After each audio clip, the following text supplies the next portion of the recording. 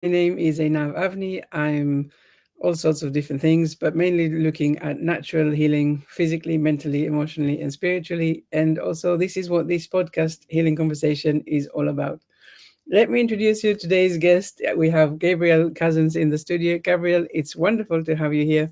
Welcome. Thank you. I'm very pleased to be talking with you. Amazing. So I understand we're going to do something before we start this interview. Well, my view of healing is holistic as a holistic medical doctor physician. And I find dance tends to open the heart and also connect the heart and the mind into a unity. So I like to start with like a few minutes of dance. I'm going to do a prayer first, which is merging the heart and mind, because that's part of healing too. So I'll share this prayer with you. Hashem Yikud Kudasha Brihu Ushinate Bi'ilu Urimu Ulio Biaktad Biyushem Biyu UK Babavke Biyudam Ko Israel Kolam. Amen. And now I'm going to invite everyone to dance with me for about 3 minutes. And Einav will time us. She'll wave at me or do something. So let's dance. Hold on. But I'm really encouraging everybody to dance because that really gets the energy moving. Who the hell am I to speak these words, to be a bit different in the face of obscurity?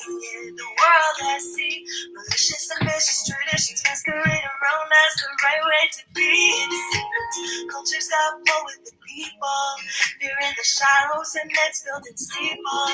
So easy to fall into that hole if it's how we were born. You say it's just the things that I have been taught. It's just the way that I was brought up. It's just the way that my people live. No other way but to give in.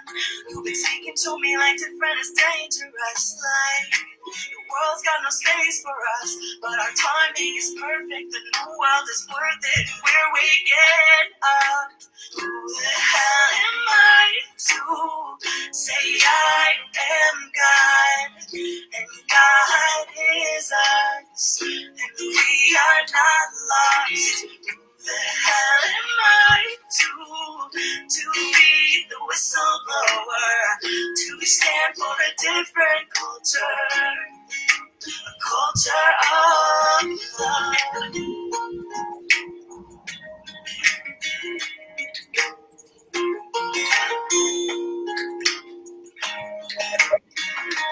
Who the hell am I to be loud and free, to show up as I am, determined to be dismantling the pain we bring, the stories and service, and my suffering's purpose in society? I'll give you a key. The answer is we look in the mirror where the source of our own suffering. You want the world to change and rearrange, to be in line with the love you bring, with the light you see, with the light you see, set your own heart free. Oh, who the hell are you to say you are God?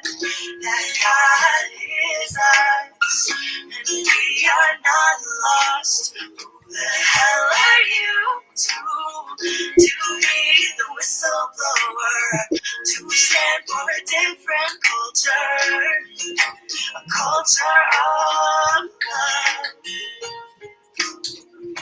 a culture of love.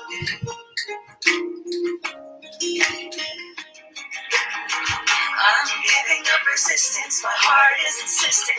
Offer my soul to you in every instant. Authentic calling to my one true mission, to love the world through my music and vision. I'm all in, ready to fall in line with this love divine, with this world of mine. Together we'll rise and bring the shadows right to a place of light. I offer my life and I need you to live.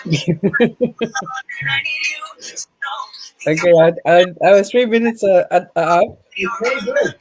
Yes, I thoroughly enjoyed that.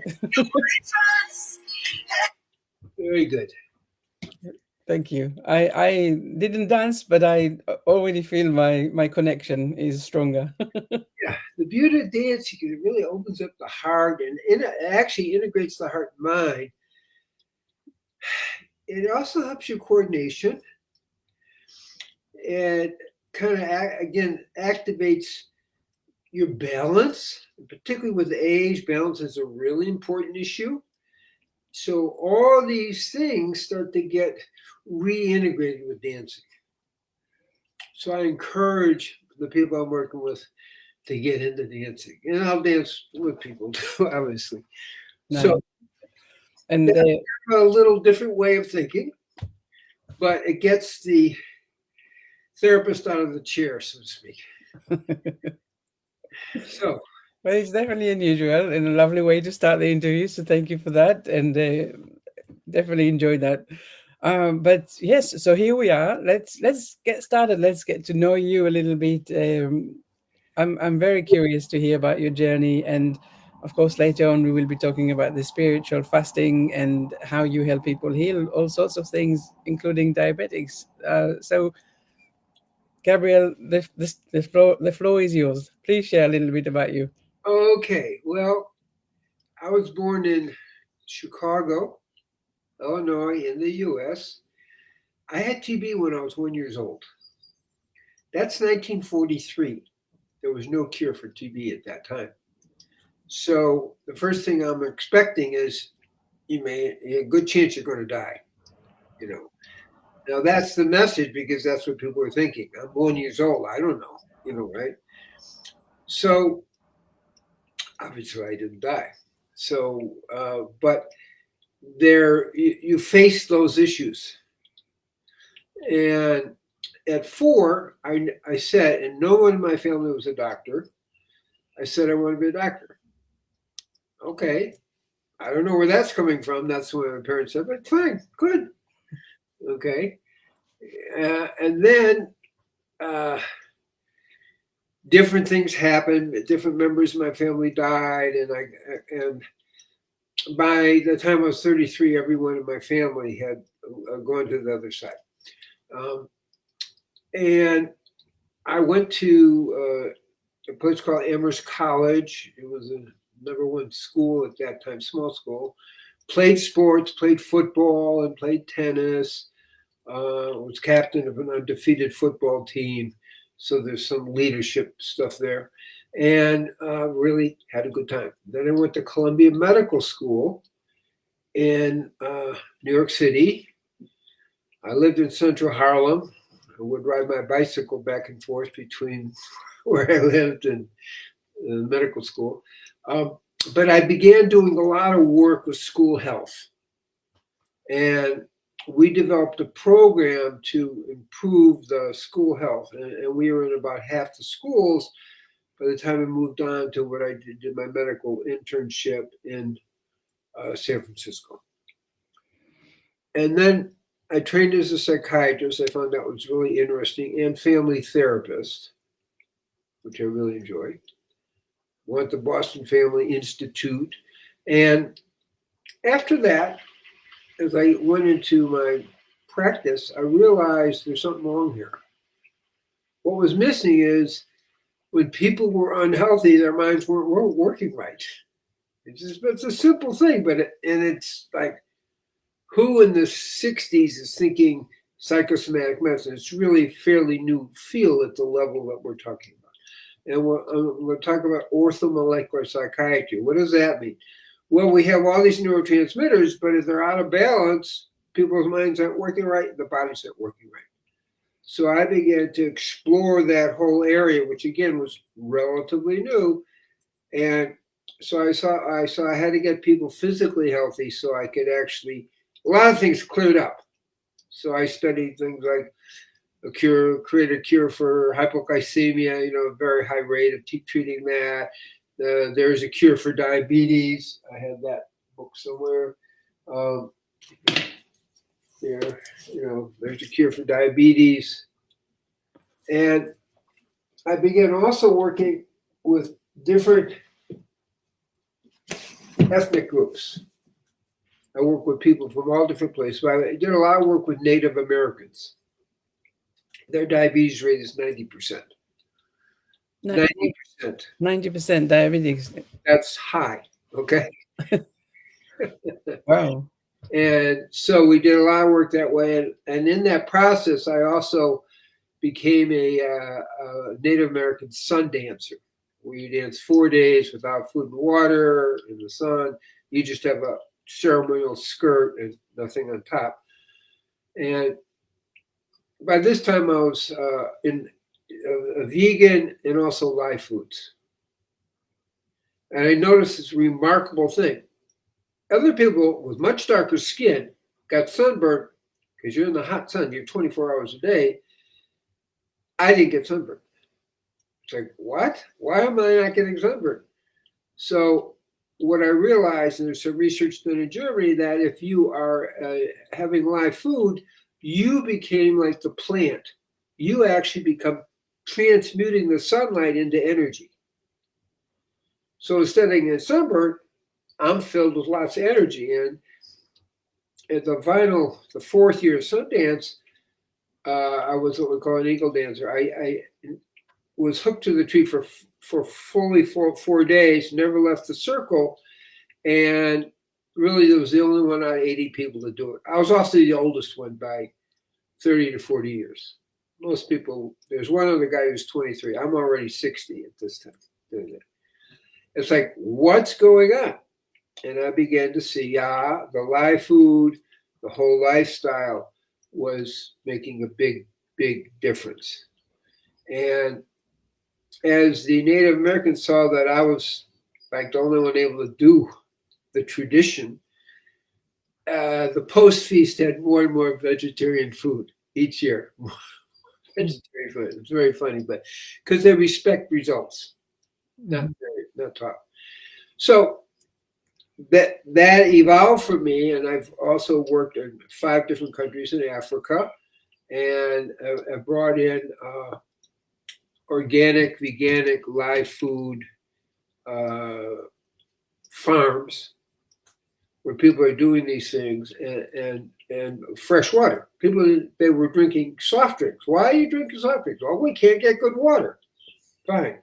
So we began raising money we have over 50 wells that we've done, which it's a big deal. A well's a big deal in the African countries I was working. So it just kind of evolved that when I'm thinking holistic medicine, and it's like organic, veganic food, feeding the kids. So that kind of changed a few things for me. It gave me a broader thing. But in my general practice, it became very clear, as I said, that people really had to rebalance their neurotransmitters. And one of the things I saw, because I did my first fasting in 1983, where I did a 40-day fast. Okay. And it was fun. It was easy. And but then I began introducing fasting in 1988 for groups of people. And what I saw diabetes type 2 diabetes getting cleared up. I saw people's minds getting better. I saw people being filled with a lot more energy, vitality, and their hearts opening up.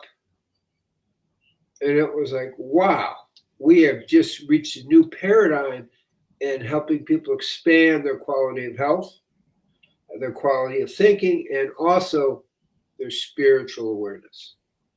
Fasting quiets the mind. When your mind's quiet, you're more open to spiritual awareness. Now, in 1973, I became more involved in more overtly spiritual work. I did work with the kind of a scene kind of way of thinking. The scenes were actually a Jewish group who broke away from the temple and started their own kind of communities, like in Qumran. People have heard of that. Okay. But I also began doing work in the yogic world, and I lived in India on and off for 7 years. meditating 6 hours a day, and kind of making some breakthroughs, going in what I would call into the nothing. Uh, we also had dancing there. We had these dancing saptas would be 24 hours you go, which I obviously enjoyed. Okay, and so all these things began to integrate. So I was on and off in India for, as I say, for 7 years, learned a great deal internally. You're meditating 6 hours a day, chanting 4.5 hours a day, it changes you. It's just the way it is. Mm-hmm. I was also the doctor for a few thousand people. So I kind of learned other pieces of the story. And then I began integrating and working with a friend of mine, another doctor, Dr. Lisa Noah. He wrote a book called Kundalini Transcendence or Psychosis. So I began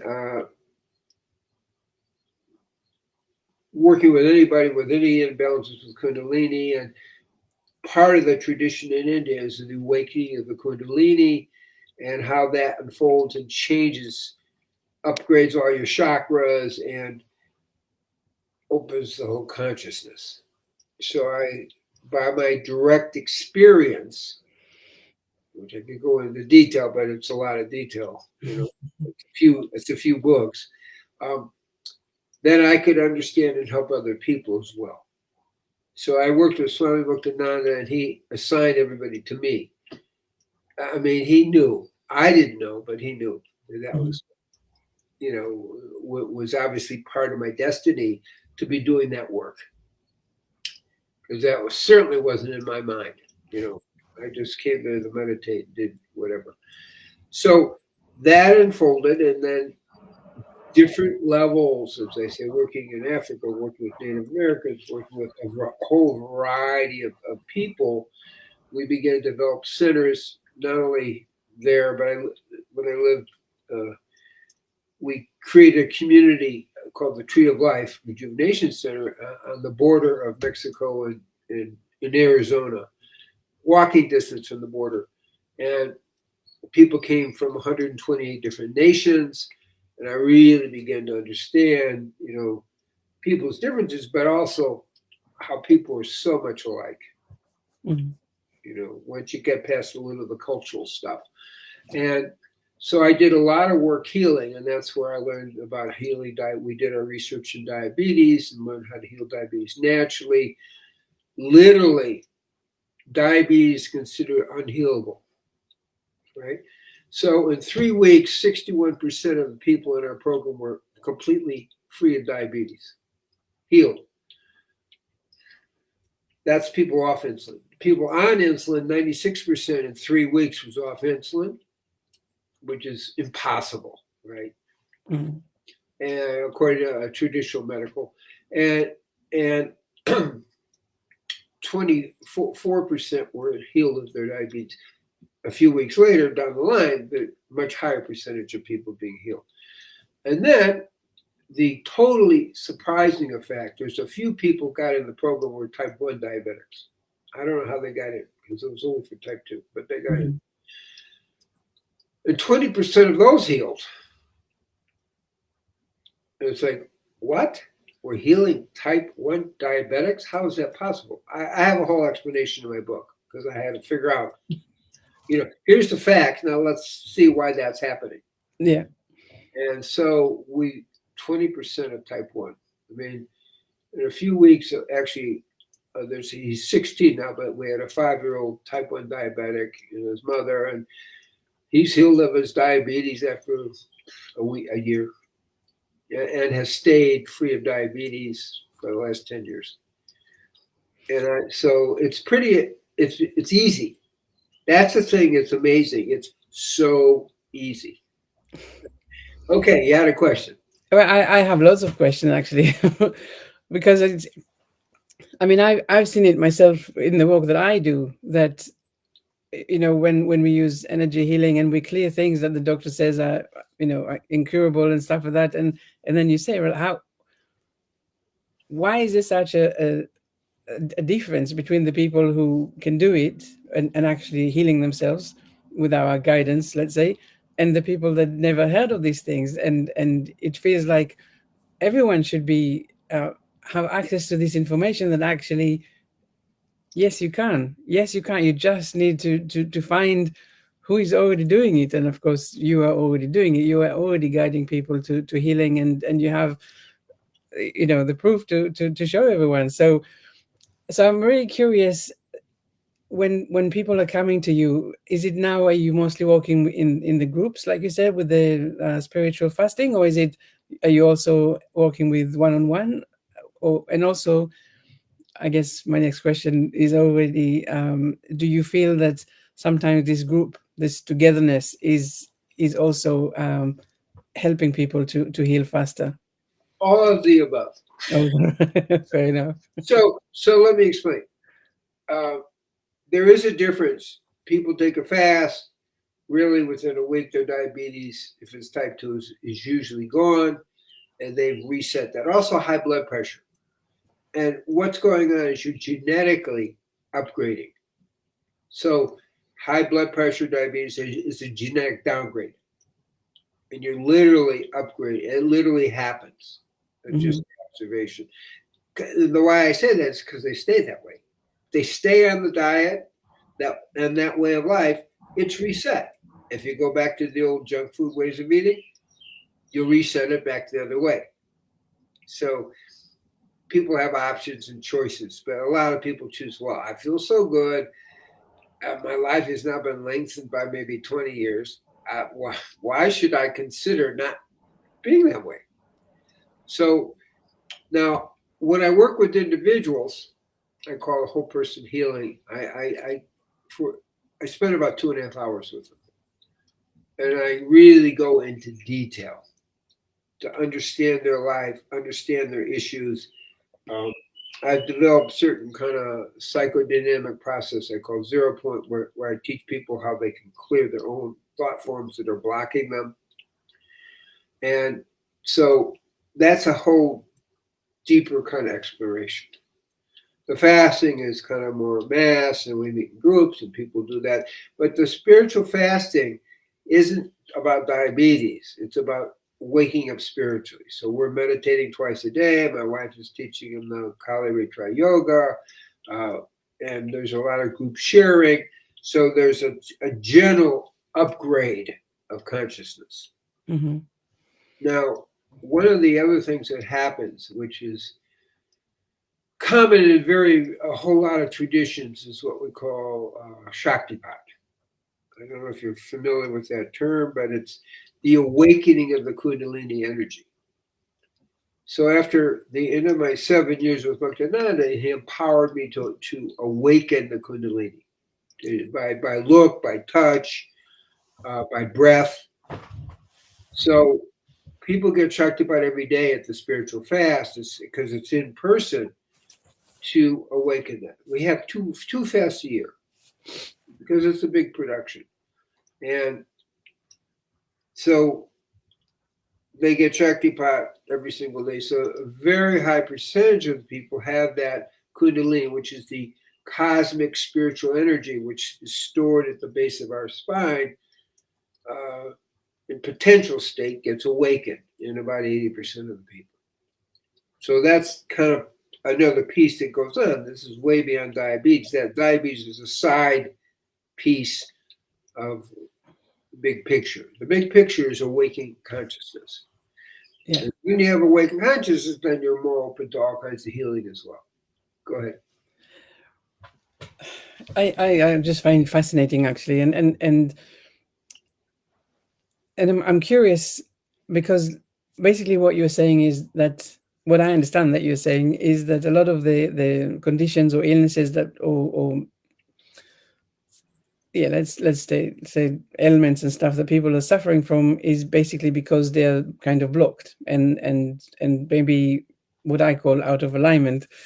And then what you do is you help them not only, of course, with the physical thing of of the fasting and the juicing and all of that, but it's actually also how to think differently, how to release these blockages, how to to get more in touch with themselves. And then when you kind of put all of these things together with some other ones, what happens is it's kind of I guess a miracle is kind of the word that comes to mind, and of course, and it allows them to now move on to that next stage of openness and connectiveness and so on.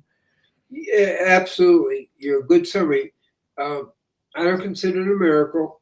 I just consider it a natural consequence of getting in alignment. Yeah, Okay. exactly. Yeah, the word miracle is not in the wow it couldn't have happened, but it's in the wow I never seen that it could happen. It's that change of Right. yeah. um but you speaking a little bit about the things that you do to help people. So I want to understand more about how what it is that they're taking away from this. How do they, like you said, right, the change of thinking habits and how to do this for yourself. How what is it that you help them do? Because I guess from my work with people, I know how challenging it can be for them to come out of habits and patterns that they've had for such a long time. So the key is loving yourself enough to want to heal yourself. Hmm. Loving yourself enough to want to heal yourself. That's the shift that has to happen. Once you're in that place that you love yourself enough to want to heal yourself, you're willing to do what you need to do. And So, how do you find this love? Because of course, a lot of people have no self love. correct. For example, when you're fasting, because we emphasize meditating, and there's a sense of well-being, and you get in touch with what I call the inner self. That's a pretty common term. That's why I use it. And that inner self is filled with light and love and that spiritual dance we're talking about.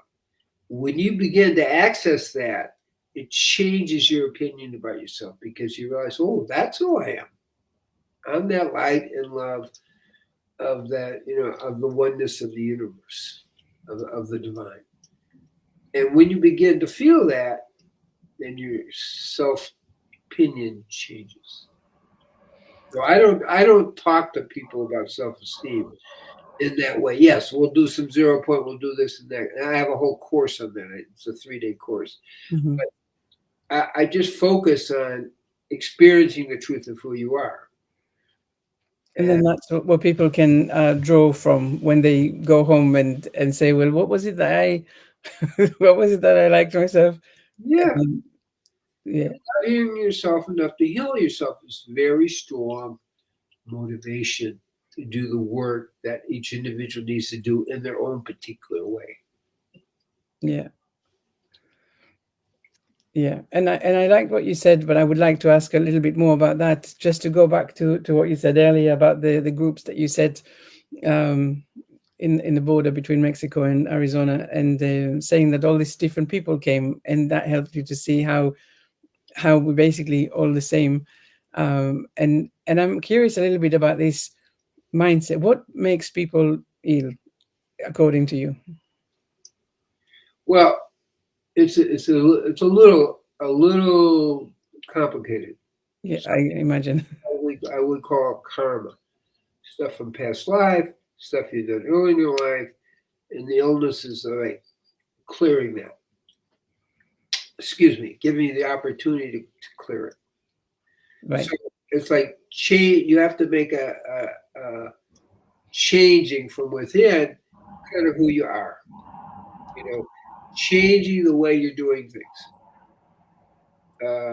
It's like you identify where you missed the point, then you commit to changing that, and you then check a way of life that allows that change to happen. Is Yeah, it, but is it always karma? Is it always from past life? no. I No. mean, it is in a certain way. I mean, we create what we see or think, but we have past life karmas, and then it's karma when you eat junk food. you're more likely to get diabetes. That's karma also, but that's what I call instant karma. Right. But I don't want to confuse it. I just want to say you have past life things, things you've done earlier in life. Then we call it in the biblical thing measure for measure. You know, they talk about it specifically. Measure for measure means karma. Mm-hmm. But if you're eating junk food, eating a lot of sugar, like people are taught to do, you know, by the commercial enterprises, Yeah. it gives you a bad result. Now, that's not necessarily karma in a strict sense. It's like, okay, you're misinformed, you're miseducated. Yes, it's karma, but really, you learn to kind of listen to the right people. You learn to make some changes, and so you got misinformation. They did, you know. I don't know how this goes in England, but vaccinations. Okay, we know the data is there. We can't dispute it. That people who got vaccinated have 40% more rate of mortality. That's fact. It's indisputable. We know that people who got vaccinated have more nervous system problems, more mental problems, more anxiety, more depression. Again, that's a fact. 20 to 40% more. So we think it's well, you know, you should get a vaccination, do this, is all good. But in reality, you are misinformed. Now, that's different than past life things or this, you know. So we have a lot of misinformation in the world, and so what's our response? Well, we have to be a lot more selective who we listen to. We actually have to think about what we're doing and learn not necessarily to trust the traditional authorities because they're not giving us the right information. I don't want to go into their motivations. There's a variety of motivations, but it's Yeah. still misinformation. I So all these things are part of the story, you know, and also say the cultural lifestyles, big issue. It's not quite the same as past life things. So all those things play a role. Yeah. No, and I totally support that. Um, but what keeps people stuck in illness? Uh, they're thoughtful. They believe in the system. They believe in what the authorities told. They believe what they were told in school. So people have this belief in authority, and it's good if it's a good authority. But unfortunately, most of the medical authority isn't quite so good. And we see that clearly in England, clearly in the United States. You know, in the United States now, this guy, Fauci, who was kind of head of the NIH programs with this, he's in big trouble. There's lots of, the government is kind of going to go after him for basically gross malpractice. Now, I'm just simplifying it.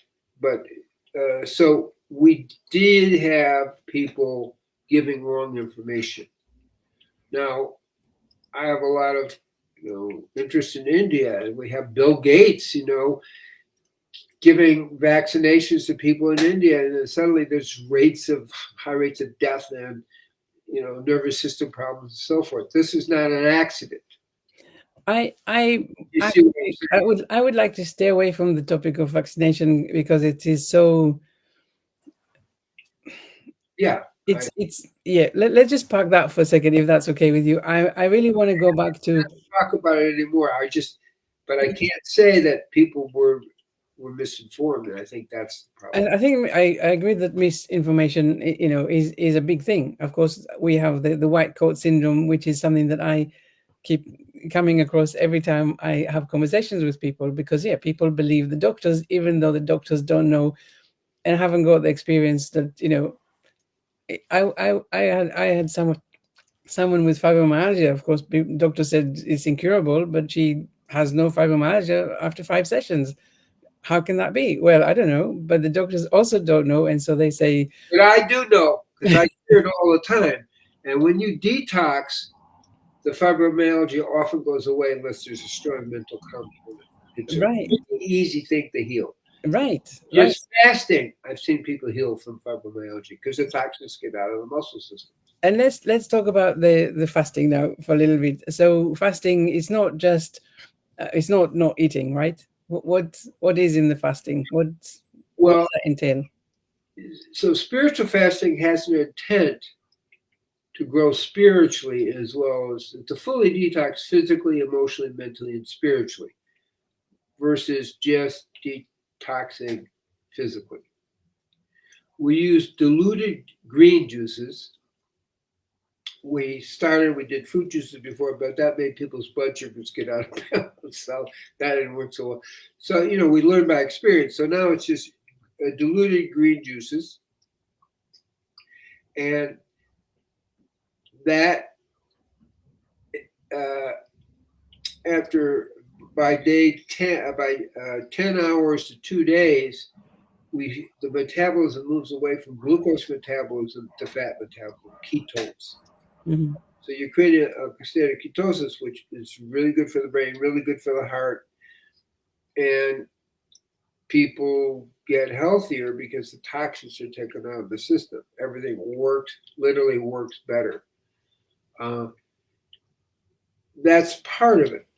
But again, we're meditating twice a day. People are getting what we call a honey ha or shakti pot, the awakening of that. We're meditating, we're doing yoga, we're having group sessions talking about their life and changing.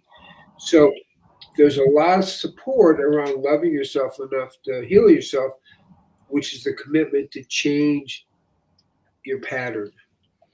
But when you come back home into your old lifestyle, and how, because I mean I had that. I saw this movie.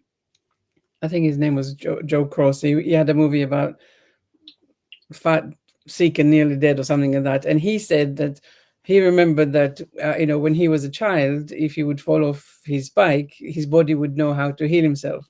And then he said, I am so sick at this point. Let me try and go back into nature and simplicity, and I'll just do this juicing. And he did 60 days juicing, where he would have 3 or 4 juices a day, for 60 days. And yes, by the end of the 60 days, his skin was incredible. He lost a lot of weight and all of that. And I was like, okay, I'm going to try this because I need a reset in my way of dealing with food and stuff like that. So I did a 30-day juice, which wasn't so easy at the beginning, but it was no problem at the end. But the problem was that when I came off the juice, then I had no idea what to do, how to continue, how to get better.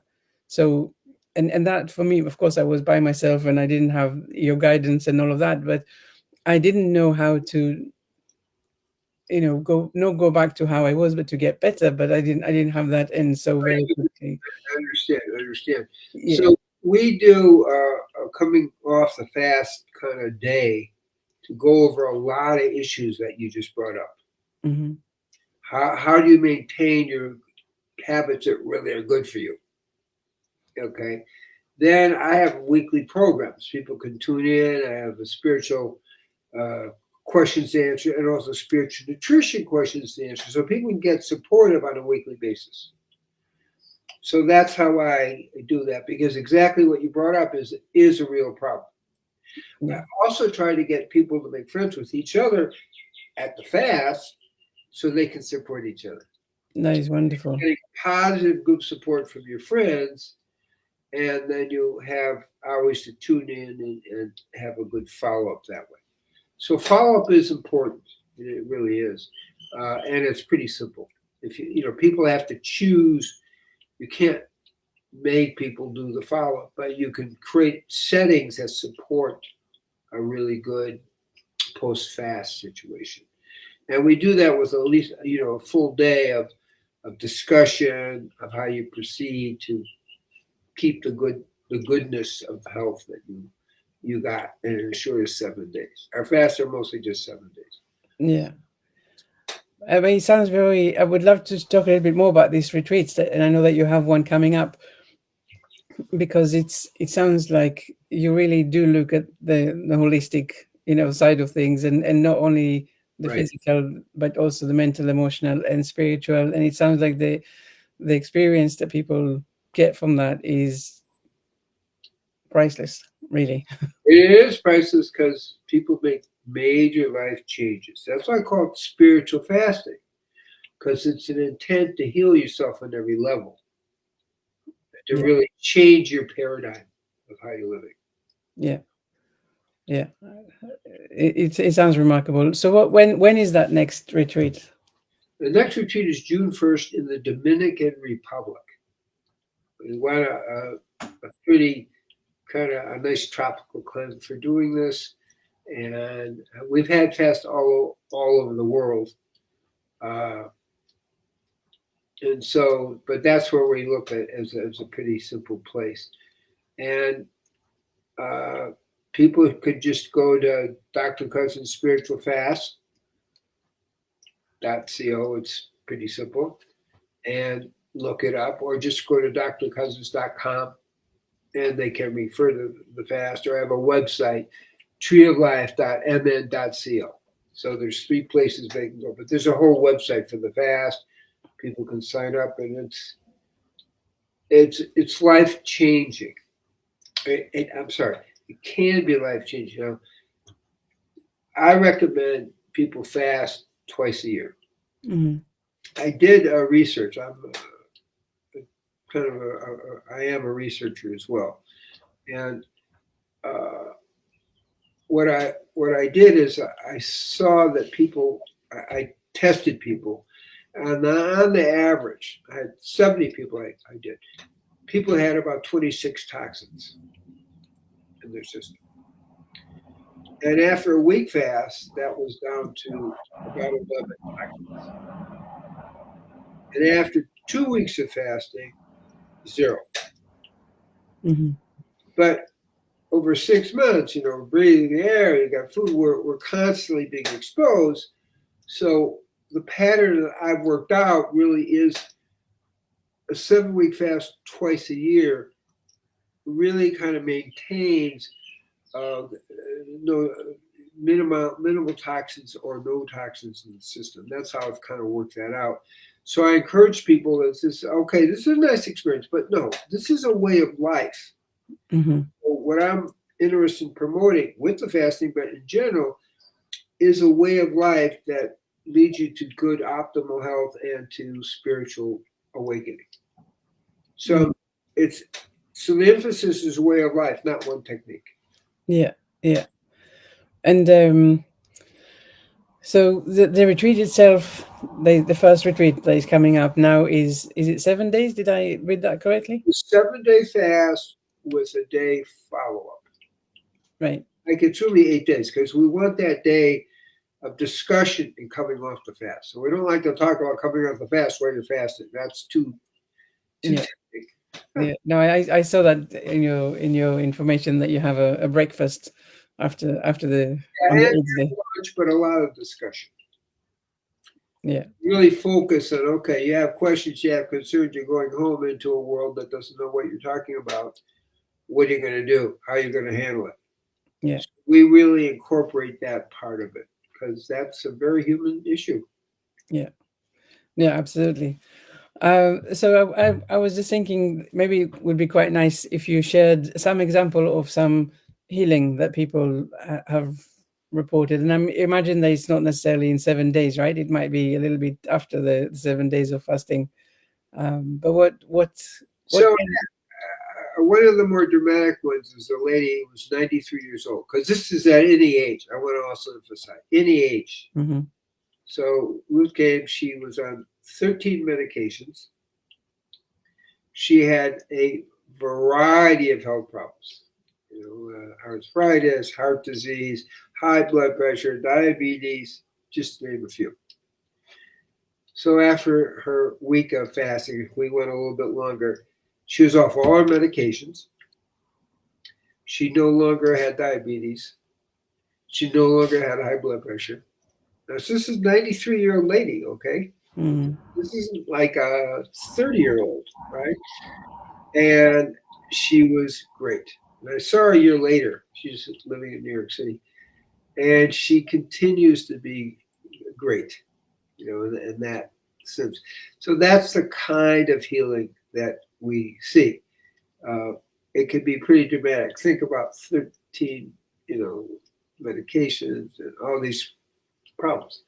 Yeah. So we see pretty, I'm going to say, chronic disease, complicated situations. And she's a good example of that. People are on multiple medications. During the fast, we often get people off a lot of these and they never need to go back on them. I have all kinds of people come with high blood pressure, same thing. A week into the fast, their blood pressure goes to normal, genetically resets, and if they kind of keep the lifestyle, it's always, you got to keep the lifestyle. That's Right. important. Then they don't keep recurring. What is the difference? I mean, other than of course everything else that you add on top with the meditation and the conversations and the group, the bonding that helps as well. So, what is the difference there with the water fasting that people have mentioned in various situations? Well, water fasting is very powerful. I've done a 21-day water fast. It's powerful. What's the downside? When people do water fast, they much have a higher rate of kind of healing crises. Toxins are coming out too quickly. Heart rates get thrown off, and I just found that I could get the same results in a safer way than water fasting. But water fasting is powerful, does work. I've done that, but there's just more things that can go wrong. And when you're doing kind of groups of people and you're trying to get people from all different ways of life, the green juice, we dilute it in half, but it's just a safer, easier thing for people, and they get safer but equal results. Yeah. That's been my experience. Yeah. But I can imagine that the whole combination, the whole package is very uplifting, very rewarding. It sounds really incredible to be supported in this way. That you not only doing the physical fasting, but you also have, like you said, the spiritual element, the emotional, the mental. It must be really incredible to be in the retreats. And we're having a good time. And you're having a good time. I'm sure there's lots of dancing. And my chronological age is 82. Okay, well, today I did 1,600 push-ups all at one time, sit-ups, this, that, the other thing, all kinds of, The point is, they have a few models of people being really healthy, at this point, into the 80s. Mm-hmm. And so they can see where this can go. Mm-hmm. Because I'm not talking about it, I'm living it. Yeah, you are this. Life is living it. So this is an important part of it, because there's like, okay, here's a guy that's living it, okay, and his wife's living it. They're good. The other thing I do stress is the importance of social connection. Mm-hmm. And the research shows, the research is on women, but it applies to men maybe even more so, is that women in relationship have 49% less rates of mortality. That's married, married, and for men it's probably higher, because men aren't quite as good by themselves as women. Right. So that's an important statement just to think about. And the diet, I also say take your time.